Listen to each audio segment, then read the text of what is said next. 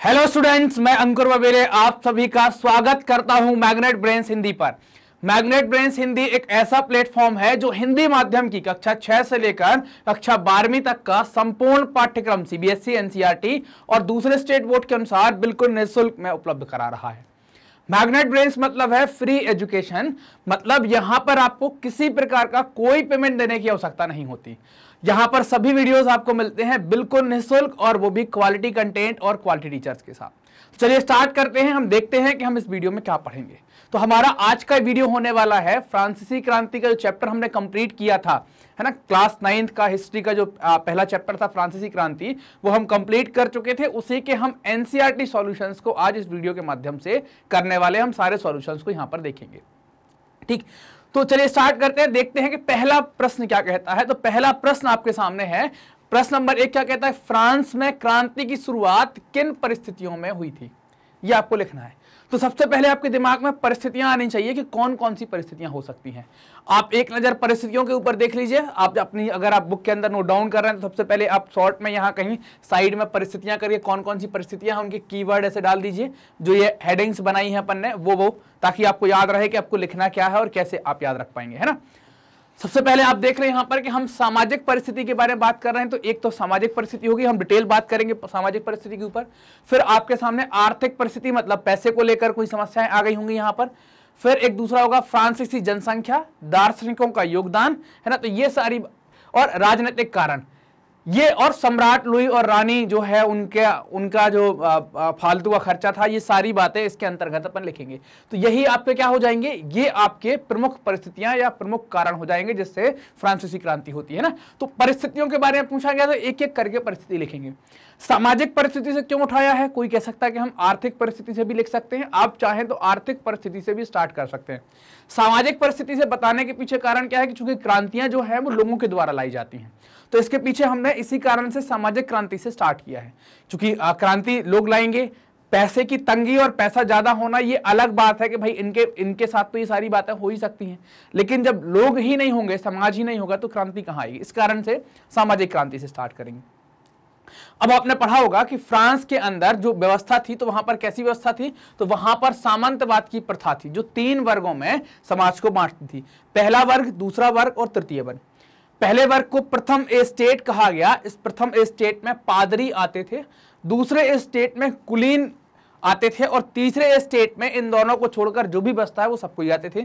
तीसरे स्टेट में व्यवसायी, व्यापारी, अदालती कर्मचारी, वकील, किसान, कारीगर, भूमिहीन मजदूर, नौकर आते थे ना। तो तीसरे स्टेट में पादरियों को और कुलीनों को छोड़कर जो भी बच गया वो सभी लोग इसके अंतर्गत आते थे।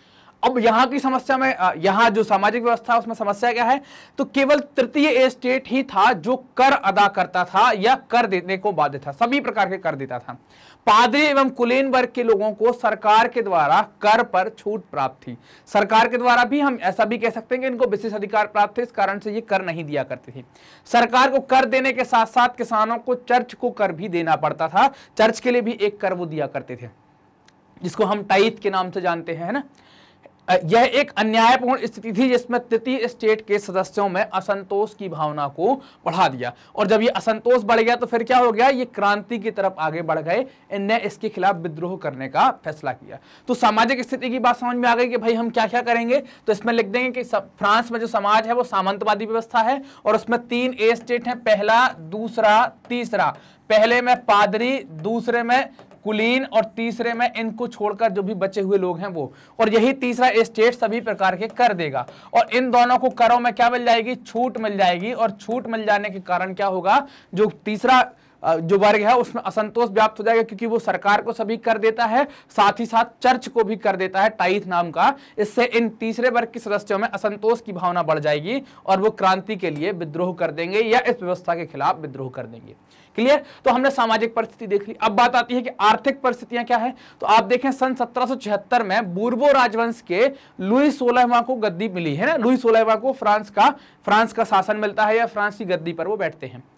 उन्होंने ऑस्ट्रिया की राजकुमारी मैरी एंटोनेट के साथ उन्होंने शादी की थी। हमने देखा भी हुआ था उनके विवाह के बारे में। शादी की, सत्तारूढ़ जब हुए वो, तो उनको क्या मिला, शाही खजाना खाली मिला। सेना का रखरखाव, दरबार का खर्च, सरकारी कार्यालयों, विश्वविद्यालयों को चलाने जैसे नियमित खर्च निपटाने के लिए उनको कर बढ़ाने के लिए मजबूर होना पड़ा, सरकार को कर बढ़ाने के लिए बाध्य होना पड़ा। क्योंकि कैसे ये सारे काम चलेंगे, कैसे ये सारा कुछ कर पाएंगे, तो टैक्स तो बढ़ाना ही पड़ेगा, क्योंकि इनके अलावा और कोई माध्यम है नहीं कि भाई हम कैसे कर पाए यहाँ पर। क्लियर? तो सरकार को टैक्स बढ़ाने के लिए बाध्य होना पड़ा। कर बढ़ने के प्रस्ताव को पारित करने के लिए फ्रांस सम्राट लुई 16वां ने 5 मई 1789 को ए स्टेट जनरल की एक सभा बुलाई, है ना। ए स्टेट जनरल क्या हो जाता है? ए स्टेट जनरल एक प्रकार की क्या है, इनकी प्रतिनिधि सभा है, जहां पर हर एक ए स्टेट के लोग या उनके प्रतिनिधि उसमें बैठा करते थे, पादरियों के, कुलीनों के और तीसरे ए स्टेट के। तो एक सभा बुलाई गई, प्रत्येक ए स्टेट को सभा में एक वोट डालने का अधिकार था। मतलब क्या होगा कि पादरी जो वर्ग है, जिसको हम प्रथम ए स्टेट कहते हैं, एक वोट वो डालेगा। दूसरा ए स्टेट मतलब जिसको आप कुलीन कहते हैं, एक वोट वो डालेगा। और तीसरा ए स्टेट जिसमें सबसे ज्यादा जनसंख्या है और एक वोट का अधिकार उसको दिया गया है। तो इसके लिए तीसरे ए स्टेट ने क्या किया कि तीसरे ए स्टेट ने, तृतीय ए स्टेट ने इस अन्यायपूर्ण प्रस्ताव का विरोध किया और उन्होंने सुझाव दिया कि प्रत्येक सदस्य को आप वोट डालने का अधिकार दो, है ना। हर एक मेंबर को वोट डालने का अधिकार आप देते हैं। यहाँ पर टोटल 600 मेंबर के करीब आपको यहाँ पर देखने को मिलेंगे, है ना। तो यहाँ पर उन्होंने बोला कि भाई हर एक सदस्य को आप वोट डालने का अधिकार दें। और जब सम्राट ने इस अपील को ठुकरा दिया तो तीसरे स्टेट के लोगों ने क्या कर दिया, प्रतिनिधि या जो उनकी ए स्टेट जनरल थी उसका बहिष्कार करके उसका विरोध के रूप में सभा का क्या कर दिया, सभा से वॉकआउट कर दिया। वॉकआउट का मतलब क्या होता है? बाहर निकल गए, सदस्यता नहीं छोड़ी, लेकिन हम आज की बैठक में नहीं आएंगे, बाहर चले गए सब हल्ला करते हुए। तो ये वॉकआउट कर दिया। तो ये आर्थिक स्थिति आपको समझ में आई कि आर्थिक स्थिति यहां पर अगर हम देखें पहले पैराग्राफ के अंदर या पहली 4 लाइन, तो यहां पर पैसे वाली बात समझ में आई है। और पैसा कम था इसलिए क्या बढ़ाया गया? कर बढ़ाया गया। और वो कर बढ़ाने के लिए इनको एक प्रस्ताव लाना पड़ा, कहां पर? प्रतिनिधि सभा के अंदर, जिसको ए स्टेट जनरल कहते हैं। प्रतिनिधि सभा में तीनों लोग बैठे। कौन कौन तीनों लोग बैठे? 1, 2 और 3 तीनों ए स्टेट के लोग आए। सभी को एक एक वोट डालने का अधिकार था। इसका विरोध किया तीसरे ए स्टेट ने, जिसने कहा सभी सदस्यों को वोट डालने के लिए कहा जाए। जब यह प्रस्ताव अस्वीकार कर दिया गया तो फिर क्या हो गया? तीसरे स्टेट के सभी सदस्य वॉकआउट कर गए सभा से कि हमको इसमें नहीं बैठना है, हम आज वॉकआउट करते हैं। तो अगर आप ये इतनी बातें अगर याद रखते हैं कि बूर्बो राजा बैठा, शादी वादी तो ठीक है, याद रहे तो अच्छी बात है, नहीं रहे तो कोई दिक्कत नहीं, कि जैसे ही लुई 16वां गद्दी पर बैठा तो उसको खजाना खाली मिला और खजाना भरने के लिए या सरकारी काम चलाने के लिए पैसे की जरूरत थी, तो टैक्स बढ़ाया तो सभा में गए, सभा में प्रस्ताव रखा और फिर जो बातें अपन ने बात की हैं ये सारी बातें अपन इसके अंतर्गत देख लेंगे। क्लियर? तो हमने 2 बातें देख ली कि हमने सामाजिक स्थिति देख ली, आर्थिक स्थिति देख ली। अब अगला आता है कि फ्रांसीसी जनसंख्या। जनसंख्या से क्या समझना होगा? यहां पर जनसंख्या में, यहां पर हम जनसंख्या वृद्धि के बारे में बात करेंगे कि जब बढ़ जाएगी तो समस्याएं कुछ आ जाएंगी। क्या? फ्रांसीसी जनसंख्या में भारी बढ़ोतरी के कारण इस समय खाद्यान्न की मांग बहुत बढ़ गई। जब जनसंख्या बढ़ जाएगी और आप उत्पादन उतना नहीं बढ़ा पाएंगे तो खाने की चीजों की मांग बढ़ जाएगी। परिणाम स्वरूप पाव रोटी, जो उनका, जैसे हम रोटी खाते हैं तो वैसे वहां पर उनका पाव रोटी हुआ करता है, तो पाव रोटी के भाव बढ़ गए। बढ़ती कीमतें और अपर्याप्त मजदूरी के कारण अधिकतर जनसंख्या जीविका के आधारभूत साधन भी वहन नहीं कर सकती। जीविका के आधारभूत साधन क्या? रोटी, कपड़ा और मकान, है ना। तो इनको भी वो वहन नहीं, मतलब वहन का मतलब क्या हो गया? वो उसका खर्चा नहीं उठा सकते, उसको चला नहीं पा रहे थे तो वहन नहीं कर सकते थे। इससे जीविका का संकट उत्पन्न हो गया और अमीर और गरीब के बीच दूरी बढ़ती चली गई या खाई बढ़ गई अमीर और गरीब के बीच। तो एक कारण हमने देख लिया भाई कि यहाँ पर क्या हो गया कि भाई ये एक कारण हो गया यहाँ पर फ्रांसीसी जनसंख्या का बढ़ जाना। जनसंख्या बढ़ेगी और उस अनुपात में आप उत्पादन नहीं बढ़ा पाएंगे तो खाद्यान्न की कमी आएगी, कीमतें आसमान पर पहुंचेंगी और अमीर और गरीब के अंदर खाई बढ़ जाएगी। तो हमने तीन कारण यहाँ पर देख लिए, सामाजिक स्थिति, आर्थिक स्थिति और फ्रांसीसी जनसंख्या। अगला है दार्शनिकों का योगदान। 18वीं सदी के दौरान मध्यम वर्ग, है ना, मध्यम वर्ग शिक्षित एवं धनी बनकर उभर रहा था। कैसे उभरा था? क्योंकि समुद्र व्यापार स्टार्ट हो गया था, समुद्र से दूर दूर तक व्यापार करने लगे, उसका इनने फायदा उठाकर अपने आप को थोड़ा सा धनवान बना लिया था। सामंतवादी समाज द्वारा प्रचारित विशेषाधिकार प्रणाली उनके हितों के विरुद्ध थी। सामंतवादी व्यवस्था में विशेषाधिकार किसको मिले थे? पादरी को और कुलीन वर्ग को। जो मध्यम वर्ग, जो तीसरे स्टेट के लोग थे मध्यम वर्गीय, जो भी नया ग्रुप तैयार हुआ था, नया वर्ग बना था, वो उनके विरोध में था। शिक्षित होने के कारण इस वर्ग के सदस्यों की पहुंच फ्रांसीसी एवं अंग्रेज राजनीतिक एवं सामाजिक दार्शनिकों के द्वारा सुझाए गए समानता एवं आजादी के विभिन्न विचारों की तरफ होती है और वो इसकी मांग करते हैं कि सब बराबर हैं, सबको बराबर तरीके से देखा जाए। तो एक कारण इनका ये भी हो जाता है। ये विचार जो है वो ये विचार जो समानता और आजादी के विचार आए, ये सैलून एवं कॉफी घरों के अंदर जनसभा के रूप में इनके ऊपर खूब चर्चा, खूब बहस हुआ करती थी। वाद विवाद के फलस्वरूप पुस्तकों एवं अखबारों के द्वारा लोकप्रिय हो गए ये विचार। कौन से विचार? आजादी और समानता वाले। दार्शनिकों के विचारों ने महत्वपूर्ण भूमिका निभाई। John Locke, Jean Jacques Rousseau और मॉन्टेस्क्यू, इन्होंने राजा के देवीय सिद्धांत को नकार दिया। देवीय सिद्धांत का मतलब क्या हो गया? ऐसा सिद्धांत जिसमें राजा को ईश्वर का अंश कहा जा रहा था, तो उस सिद्धांत को भी यहां पर नकार दिया गया। तो दार्शनिकों वाली बात भी हो गई। अब आता है राजनीतिक कारण। तृतीय स्टेट के प्रतिनिधियों ने मिराबियो एवं आवेसिये के नेतृत्व में स्वयं को राष्ट्रीय सभा घोषित कर दिया एवं शपथ ली कि जब तक वे सम्राट की शक्तियों को सीमित करने और अन्यायपूर्ण विशेष अधिकारों वाली सामंती व्यवस्था को या सामंती प्रथा को समाप्त करने वाला संविधान नहीं बनाएंगे, तब तक सभा को भंग नहीं करेंगे, है ना, तब तक सभा को भंग नहीं किया जाएगा। जिस समय राष्ट्रीय सभा संविधान का मसौदा तैयार कराने में या मसौदा बनाने में व्यस्त थी, उसी दौरान सामंतों को विस्थापित करने के लिए बहुत से स्थानीय विद्रोह भी हुए हैं। सामंत चूंकि इनको अधिकार दिए गए थे, अलग से बचपन से अधिकार मिले थे, जन्म से अधिकार मिले थे, तो उनके खिलाफ कई सारे छोटे छोटे विद्रोह भी हो जाते हैं। इस बीच खाद्य संकट गहरा गया। जनसाधारण का गुस्सा गलियों में फूट पड़ा। जुलाई 14 को, है ना, 14 जुलाई को सम्राट ने सैनिक टुकड़ियों को पेरिस प्रवेश की अनुमति दे दी कि आप पेरिस नगर में प्रवेश करेंगे। इसके प्रत्युत्तर में, मतलब इसका जो जवाब देने के लिए कई सैकड़ों में, है ना, सैकड़ों की संख्या में जो क्रुद्ध पुरुष हैं, क्रुद्ध का मतलब क्या होगा? जो गुस्से में है, परेशान है, तो क्रुद्ध पुरुष क्या हो गए? क्रुद्ध पुरुष एवं महिलाओं ने स्वयं की सशस्त्र टुकड़ियां बना ली। सशस्त्र का मतलब क्या हो गया? हथियारों के साथ अपनी टुकड़ियां बना ली। ऐसे ही लोगों की एक सेना कहां गई? बास्तीला के किले पर हमला करती है और उसमें घुस जाती है, वहां से कैदियों को रिहा कर देती है और उस किले को नष्ट कर देती है। इस प्रकार फ्रांसीसी क्रांति का शुभारंभ हो जाता है। सम्राट लुई 16वां और उसकी रानी मैरी एंटोनियट ने अपने विलासितापूर्ण जीवन एवं खर्चीले तौर तरीकों पर काफी धन बर्बाद किया था। उच्च पद पर आमतौर पर, है ना, उच्च पद जो है वो आमतौर पर बेचे जाते थे। मतलब योग्यता के आधार पर आपको पद नहीं मिलेगा, आपका पैसा है, आप राजा को दे दो, राजा आपको वो पद दे देगा। तो उच्च पद जो है वो आमतौर पर बेचे जाते थे। पूरा प्रशासन भ्रष्ट था। भ्रष्ट मतलब जो करप्शन होता है, भ्रष्टाचारी टाइप का, तो भ्रष्ट था। और प्रत्येक विभाग के अपने ही कानून थे। मतलब एक सामान्य कानून नहीं था कि पूरे राज्य में चले, हर एक विभाग के अपने ही कुछ नियम कानून थे। किसी एक समान प्रणाली के अभाव में चारों ओर भ्रम का वातावरण था। लोग प्रशासन की इस दूषित प्रणाली से तंग आ गए थे, है ना, तथा इससे बदला लेना चाहते थे। इसीलिए क्या हुई? आपकी क्रांति स्टार्ट हो जाती है या फ्रांसीसी क्रांति स्टार्ट हो जाती है। क्लियर ये बात? तो हमने क्या क्या देख रहे हैं यहाँ पर भाई? एक बार फिर से देख रहे हैं अपन ने क्या सामाजिक परिस्थितियां देखी। सामाजिक परिस्थिति के अंदर हमने समाज का विभाजन देखा, प्रथम, द्वितीय और तृतीय स्टेट के अंदर। तृतीय स्टेट ने कुछ जवाब भी दिए कि भाई हमको सबको, या कुछ मांगे भी करी, वो भी हमने देखी। आर्थिक में हमने देखा कि खजाना खाली था, कर बढ़ाने के लिए मजबूर होना पड़ा, तो एक सभा बुलाई गई, जिसके कारण से आप देखेंगे कि तीसरे स्टेट ने अपनी एक बात रख दी कि ऐसा नहीं होगा।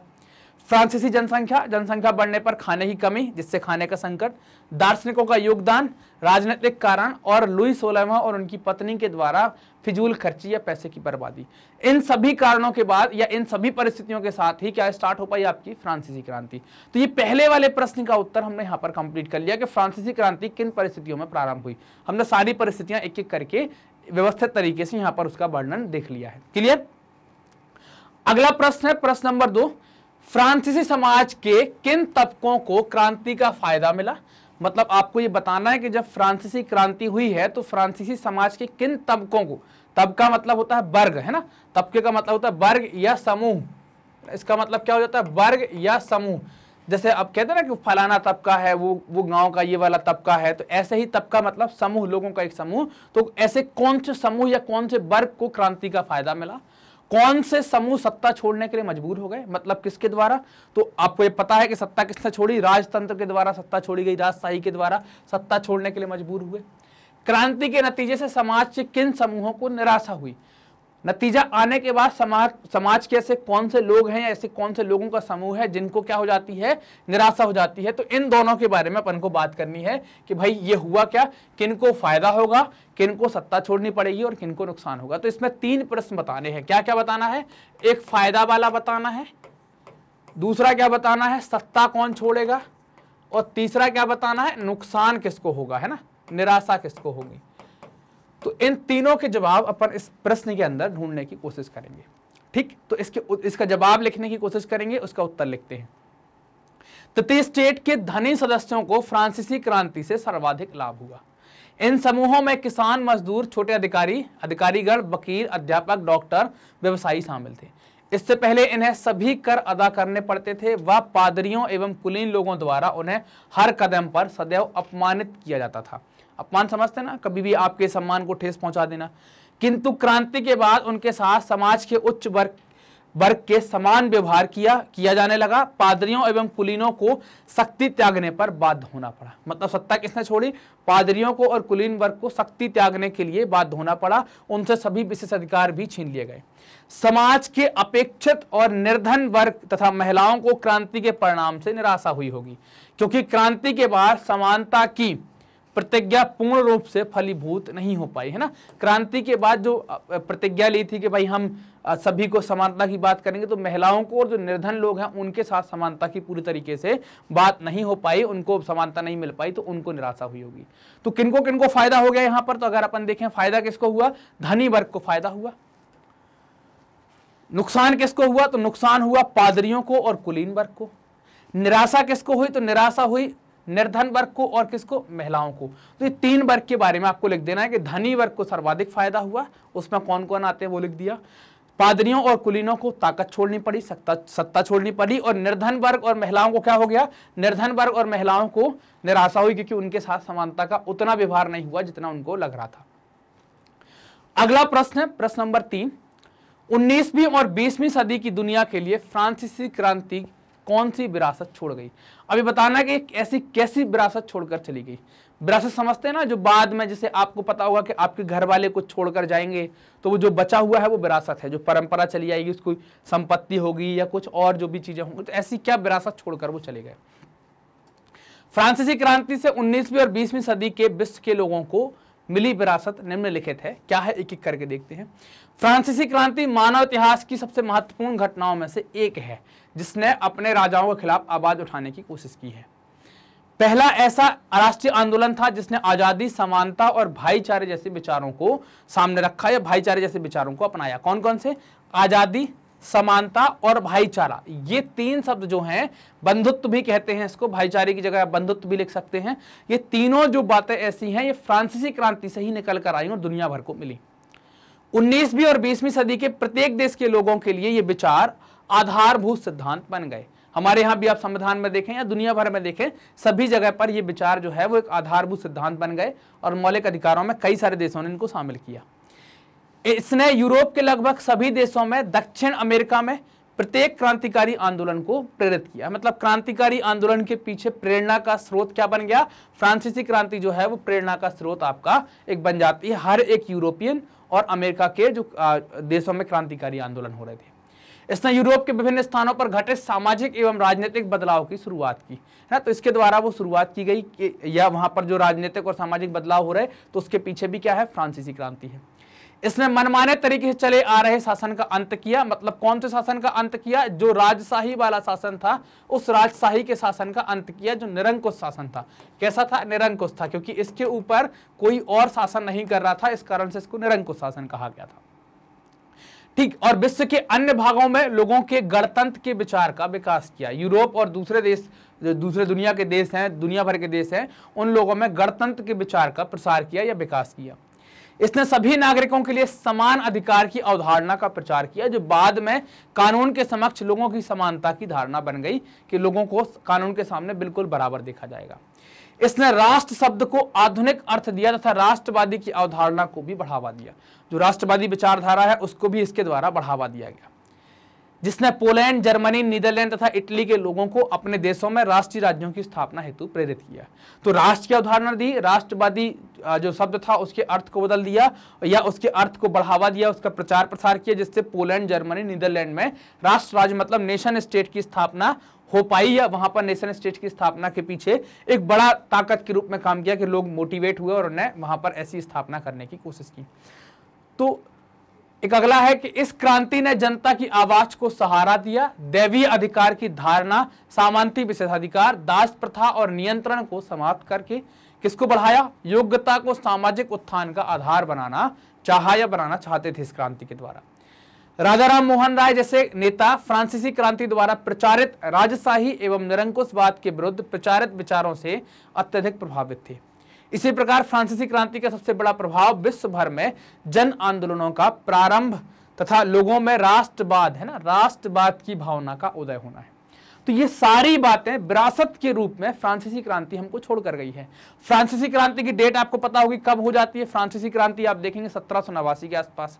हमारे यहाँ पर आप आज़ादी देखें 1947 में हो पाती है हमारी आज़ादी, लेकिन 1789 में जो क्रांति आई है उसके बाद भारत में जो भी घटनाएं हुई हैं उसमें कई सारी जगहों पर जैसे राजा राम मोहन राय जैसे लोग आ गए, तो इन लोगों ने क्या किया कि भाई इसका बड़ा प्रचार प्रसार किया, जगह जगह पर प्रचार प्रसार किया ताकि क्या हो, लोगों में राष्ट्रवाद की भावना का विकास हो सके। तो ये सारी बातें जो हमने अभी देखी हैं ये फ्रांसीसी क्रांति ने धरोहर के रूप में छोड़ी हुई हैं, ये उनकी एक धरोहर के रूप में देखी जा सकती हैं। क्लियर।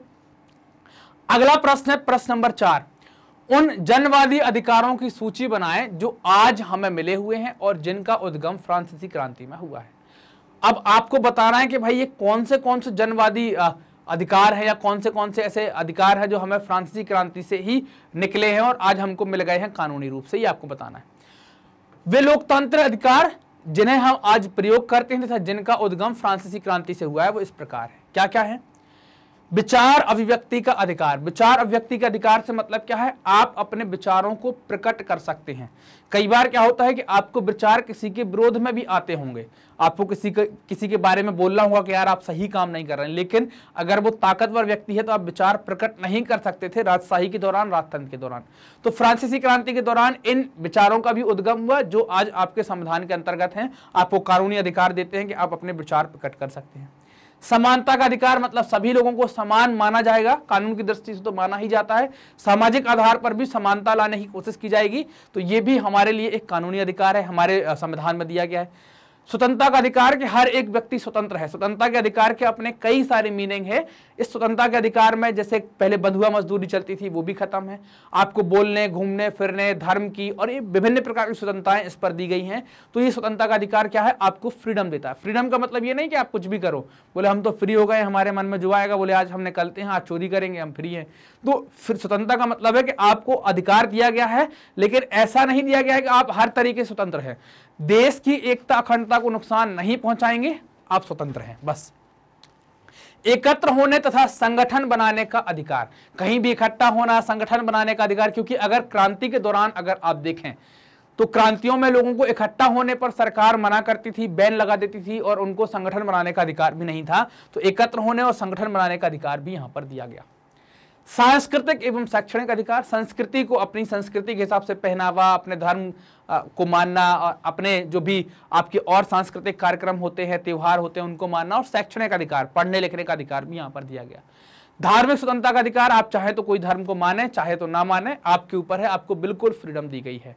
ऐसे कई सारे लोग होते हैं, आप में से कई सारे लोग भी होंगे, जब पेपर आ जाता है तो भगवान को इतनी अगरबत्ती लगाते हैं कि भगवान ही सब कुछ, हम पेपर में पास हो गए एक बार तो एक बार आप जाते हैं मंदिर, फिर उसके बाद आप कई बार भगवान को याद तक नहीं करते। तो ये फ्रीडम है आपको, आप चाहे तो रोज करें, दिन में 3 बार करें, चाहे तो हफ्ते में 1 बार करें, चाहे तो कभी ना करें, ये फ्रीडम दी गई है। और जिस भगवान को याद करना चाहें उसको करें, जिस धर्म के भगवान को याद करना चाहें उस धर्म के भगवान को याद करें, तो ये आपको फ्रीडम दी गई है। शोषण के विरुद्ध अधिकार मतलब आपका कोई शोषण करता है तो उसके विरुद्ध आपको जाना है, कहां शिकायत करें, यह अधिकार भी आपको दिया गया है। संवैधानिक उपचारों का अधिकार कि अगर आपके जो मूल अधिकार दिए गए हैं अगर उनमें कोई कटौती करता है तो उपचार है ना, तो उपचार कहां करवाएंगे? उपचार का मतलब क्या हो गया, चोट लग जाती है ना तो उपचार करवाते ना दवाई, तो ऐसी दवाई कहां लगवाएं कि हमारे मूल अधिकारों में हनन हो गया है। तो उपचारों का अधिकार भी दे दिया कि हम सुप्रीम कोर्ट जा सकते हैं, हम हाई कोर्ट जा सकते हैं, उच्चतम न्यायालय और उच्च न्यायालय जाने का अधिकार है ना। संविधान में अगर आप देखें तो कैसे जा सकते हैं, संविधान के अनुच्छेद 32 के तहत आप सुप्रीम कोर्ट जा सकते हैं और संविधान के अनुच्छेद 226 के तहत आप कहां जा सकते हैं, आप उच्च न्यायालय जा सकते हैं, हाई कोर्ट जा सकते हैं। तो ये फ्रीडम हमको ये अधिकार हमको मिले हुए हैं, ये स्वतंत्रताएं हमको मिली हुई हैं। ये किसके द्वारा दी गई हैं? आपको फ्रांसीसी क्रांति के द्वारा उद्गमित हुए हैं, मतलब प्रकट हुए हैं, और जिनका उल्लेख आपके संविधान के अंदर देखने को मिलता है। आप सभी को ये अधिकार मिले हैं, बहुत महत्वपूर्ण अधिकार है ये। अगर उपचार की बात ना होती तो फिर तो मान लो अधिकार दे दिया और फिर उनका कोई हनन कर दे, कोई आपको बोलने नहीं दे रहा, कोई आपको घूमने नहीं दे रहा, कोई आपको बहुत मार रहा है, शोषण हो रहा है, तो फिर क्या करें? कहां जाएं, तो कहां, मतलब आपको अगर अधिकारों में कटौती होती है तो जाने का दरवाजा तो बताना पड़ेगा भाई, नहीं तो फिर हम बहुत परेशान हो जाएंगे। तो ये बहुत महत्वपूर्ण अधिकार है, मूल अधिकारों में से एक है, और ये संवैधानिक उपचारों का अधिकार है। क्लियर? तो फ्रांसीसी क्रांति ने आपको ये सारी बातें यहां पर बताई हुई हैं। क्या क्या हमने देखा? विचार अभिव्यक्ति, समानता का अधिकार, स्वतंत्रता का अधिकार, एकत्र होने, संगठन बनाने, संस्कृति और शिक्षण का अधिकार, धार्मिक स्वतंत्रता का अधिकार, शोषण के विरुद्ध अधिकार और संवैधानिक उपचारों का अधिकार। क्लियर? तो ये सारे अधिकार हमको यहां पर मिले हुए हैं। अगले प्रश्न की तरफ आते हैं, प्रश्न नंबर 5। क्या आप इस तर्क से सहमत हैं कि सार्वभौमिक अधिकारों के संदेश में नाना अंतर विरोध थे? मतलब जो सार्वभौमिक अधिकार हैं, जिसमें आपको सभी प्रकार के अधिकार, मतलब यूनिवर्सली जो आपको राइट दिए गए हैं, उन अधिकारों में नाना प्रकार के अंतर्विरोध, मतलब अलग अलग प्रकार के अंतर विरोध है क्या उनमें आपस में? हमें इस चीज को लेकर डिस्कस करना है कि है क्या ऐसा या नहीं है। चलिए बात करते हैं। पुरुषों एवं नागरिकों के अधिकारों की घोषणा इतने विशाल स्तर पर सार्वभौमिक अधिकारों का खाका तैयार करने का विश्व में शायद प्रथम प्रयास होगा। ये पहली बार ही ऐसी कोशिश की गई कि जिसमें हम दुनिया में नागरिकों को और पुरुषों को पहली बार उनके सार्वभौमिक यूनिवर्सल राइट दे रहे हैं, उनके सार्वभौमिक अधिकार उनको प्रदान कर रहे हैं। इसने स्वतंत्रता, समानता एवं भाईचारे के 3 मौलिक सिद्धांतों पर बल दिया।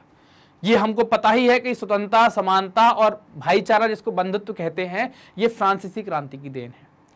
सभी लोकतांत्रिक देशों द्वारा ऐसे सिद्धांतों को अपनाया गया है, हमारे देश भारत में भी अपनाया गया है, किंतु यह सत्य है कि सार्वभौमिक अधिकारों का संदेश विरोधाभासों से घिरा हुआ था।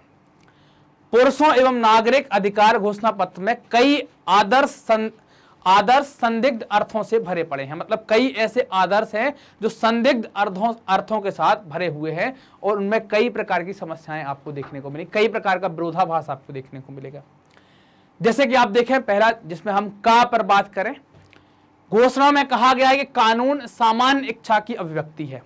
मतलब कानून क्या है? कि जन सामान्य की इच्छा की अभिव्यक्ति है। जो लोग आते हैं उनकी इच्छा उनके जनप्रतिनिधियों के माध्यम से सभा में आती है और वो कानून बन जाती है। सभी नागरिकों को व्यक्तिगत रूप से अपने प्रतिनिधियों के माध्यम से इसके निर्माण में भाग लेने का अधिकार है। कानून की नजर में सभी नागरिक क्या है? समान है। किंतु जब फ्रांस एक संवैधानिक राजशाही बना तो लगभग 30 लाख नागरिक, जिनमें 25 वर्ष से कम आयु के पुरुष एवं महिलाएं शामिल थीं, उन्हें बिल्कुल भी वोट डालने का अधिकार नहीं दिया, बिल्कुल वोट ही नहीं डालने दिया गया, अधिकार नहीं दिया गया। तो ये विरोधाभास आया कि आपने जब सबको समान बता दिया, तो उसके बाद भी क्या होगा कि आप वोट डालने का अधिकार यहां नहीं दे रहे। दूसरा, फ्रांस के उपनिवेशों पर कब्जा करना, उनकी संख्या बढ़ाना जारी रखना। तो फ्रांस ने क्या किया? उपनिवेशों पर कब्जा करना और उनकी संख्या बढ़ाना जारी रखा है, तो गलत है। आप अपने के लिए समान बता रहे हैं, दूसरे का शोषण करने की कोशिश कर रहे हैं।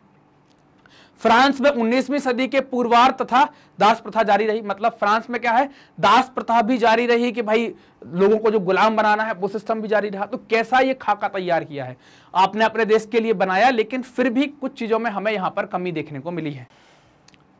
अगला प्रश्न आपके सामने, प्रश्न नंबर 6, नेपोलियन के उदय को कैसे समझा जा सकता है? अब ये बताना है कि नेपोलियन कैसे गद्दी पर आया, नेपोलियन को कैसे शासन मिला। आपको याद होगा कि डायरेक्टरी का जो शासन था, है ना, जिसको निर्देशिका भी कहते हैं, डायरेक्टरी के शासन के बाद नेपोलियन का उदय हो पाता है। नेपोलियन बोनापार्ट क्या है? तो नेपोलियन बोनापार्ट एक सैनिक के तौर पर आते हैं और बाद में फ्रांस के सम्राट बन जाते हैं। महानतम सम्राटों में से एक हैं। फ्रांस में कई सारे उन्होंने बड़े सुधार भी किए हुए थे। तो हमें यहाँ पर उनके उदय के बारे में बात करनी कि वो कैसे आए और कैसे गद्दी मिली, सिर्फ इतना बताना है, बाकी उनकी कहानी नहीं बतानी है। सन 1796 में निर्देशिका, इसको ही कहते हैं डायरेक्टरी शासन। इसका वीडियो भी है, अगर आपने डायरेक्टरी शासन को ना पढ़ा हो तो डायरेक्टरी शासन का वीडियो भी है, आप प्लेलिस्ट में जाएं और डायरेक्टरी शासन को भी देख सकते हैं। तो 1796 में निर्देशिका के पतन के तुरंत बाद नेपोलियन का उदय हुआ। इसका पतन कैसे हो गया था निर्देशिका का? तो निर्देशिका प्रायः विधानसभाओं, निर्देशिका को लेकर या डायरेक्टरी को लेकर, डायरेक्टरी क्या थी? एक प्रकार की कार्यपालिका थी जिसमें 5 लोग हुआ करते थे। जब संविधान बनाया था फ्रांस में तो इन्होंने 2 विधान परिषदें बनाई थी और 5 लोगों की एक डायरेक्टरी या निर्देशिका बनाई थी, जिसमें क्या थी? जिसको कार्यपालिका जो एक्चुअल में काम करेगी। तो इसको लेकर क्या होता था? निर्देशिका का प्रायः विधानसभाओं से या विधान परिषदों से झगड़ा होता था, जो कि बाद में उन्हें बर्खास्त करने का प्रयास करती थी। निर्देशिका राजनीतिक रूप से अत्यधिक अस्थिर थी, अतः नेपोलियन सैन्य तानाशाह के रूप में सत्तारूढ़ हुआ। सन 1804 में नेपोलियन बोनापार्ट ने स्वयं को फ्रांस का सम्राट बना दिया। वह पड़ोसी यूरोपीय देशों पर विजय करने निकल पड़ा, राजवंशों को हटाया और साम्राज्यों का मतलब हटाया और साम्राज्यों का जन्म दिया, है ना, उनको खत्म करके अपने साम्राज्य में मिला लिया, जिसमें उसने अपने परिवार के सदस्यों को आरूढ़ किया, उनको बुलाया, उनको साथ में लिया। उसने निजी संपत्ति की सुरक्षा जैसे कई कानून बनाए, दशमलव प्रणाली पर आधारित नापतोल की एक व्यवस्था तैयार की, है ना। और नापतोल की व्यवस्था क्यों तैयार की गई, या आप देखें, चूंकि आप देखें नेपोलियन का जो संघ था उसमें अलग अलग नापतोल की व्यवस्था थी, तो उसने क्या कर दी, एक नापतोल व्यवस्था यहां पर बना दी। और बाद में 1815 में नेपोलियन वाटरलू की में पराजित हो जाता है और उसकी फिर मृत्यु हो जाती है। तो नेपोलियन का उदय ये था, 1796 में वो आया। मतलब क्या था, निर्देशिका का पतन हुआ, निर्देश का मतलब डायरेक्टरी, और नेपोलियन का उदय होता है। डायरेक्टरी का पतन क्यों हुआ, क्योंकि डायरेक्टरी विधानसभाओं के झगड़े में उलझी रहती थी। नेपोलियन गद्दी पर बैठा, उसने यूरोप के अलग अलग देशों को जीता और अपने साम्राज्य को नया जन्म दिया, ठीक। और अपना एक कानून भी बनाया जिसमें निजी संपत्ति, जिसको आप नेपोलियन संहिता भी कहते हैं, निजी संपत्ति की बात की गई, निजी संपत्ति की सुरक्षा की बात की गई। ऐसे कई सारे कानून इसके द्वारा बनाए गए। एक मापतौल, एक सी मापतौल कर दी गई और 1815 में वो वाटरलू की लड़ाई में पराजित हो जाता है। तो ये नेपोलियन के उदय के बारे में हमने बात देख ली यहाँ पर। तो ये आपके एनसीईआरटी सॉल्यूशन जो आपकी बुक के पीछे दिए गए हैं वो सारे यहाँ पर खत्म हो जाते हैं। क्लियर। अब इनसे संबंधित कोई डाउट है तो इनके वीडियोस भी पड़े हुए हैं आपके सामने कि भाई आप उनके कॉन्सेप्ट वीडियो पर जाकर बहुत आसानी से इनको देख सकते हैं। magnetbrains.com एक वेबसाइट बनाई गई है और magnetbrains का एक ऐप भी बनाया गया है आप लोगों की सुविधा के लिए, ताकि किसी प्रकार की कोई दिक्कत ना हो, आप आसानी से अपने वीडियो देखते जाएं। जैसे ही आप magnetbrains.com पर मतलब गूगल के ऊपर जैसे ही magnetbrains.com डालेंगे, डालते ही एक पेज खुलेगा मैग्नेटब्रेन का, उस पर जाएंगे। उस पेज पर जाते ही आपको आपका मीडियम सेलेक्ट करना है। आपने सेलेक्ट किया कि भाई हम हिंदी मीडियम के हैं। ये सेलेक्ट करने के बाद फिर आपको आपकी क्लास सेलेक्ट करनी है कि आप क्लास 9th के हैं, जो भी क्लास के हैं। जैसे आप क्लास 9 के हैं तो आपने क्लास 9 सेलेक्ट की। आपको सारे टीचर यहाँ पर सामने दिख जाएंगे। फिर आपको देखना है कि आपको कौन सा सब्जेक्ट पढ़ना है। जैसे कि आपको सामाजिक विज्ञान पढ़ना है, सोशल साइंस, तो इस पर वॉच नाउ पर जैसे ही क्लिक करेंगे, वॉच नाउ पर क्लिक करते ही क्या होगा, एक ऐसी प्लेलिस्ट खुल जाएगी। सारी प्लेलिस्ट आ जाएगी, भाई क्या है, कैसा है, कौन सा टॉपिक है, किसका कौन सा वीडियो है, कौन सा सॉल्यूशन है, कौन से ऑब्जेक्टिव क्वेश्चन है, एमसीक्यू टाइप, तो सारे आप यहाँ पर एक के बाद एक सिस्टमेटिक तरीके से देख पाएंगे। मैग्नेटब्रेन्स हिंदी माध्यम के विद्यार्थियों को कक्षा 6 से लेकर कक्षा 12वीं तक का संपूर्ण पाठ्यक्रम बिल्कुल निःशुल्क में उपलब्ध करा रहा है। ये पाठ्यक्रम, ये वीडियो प्राप्त करने के लिए आपको करना क्या है, आपको मैग्नेटब्रेन्स हिंदी को सब्सक्राइब करना है। जो भी वीडियोस आते हैं उनको लाइक करें और अपने दोस्तों में जरूर से शेयर करें। कमेंट कर हमें भी बताएं कि आपको वीडियोस कैसे लग रहे हैं। धन्यवाद।